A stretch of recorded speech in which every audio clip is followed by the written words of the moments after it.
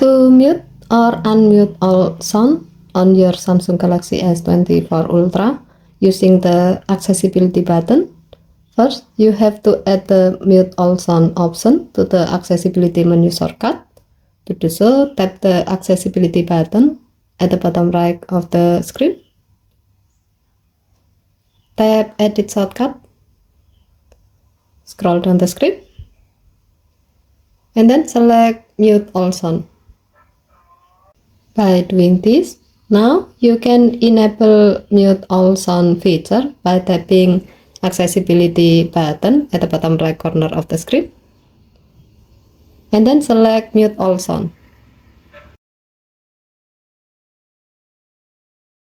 While you are muting all sound, you cannot use volume button to adjust the volume level, and you are only be able to put your phone in silent or vibrate mode. To get back the sound, you have to disable mute all sound feature by tapping accessibility button at the bottom right corner of the screen and then select mute all sound. Okay, thank you for watching. Please help to like and subscribe. Have a nice day.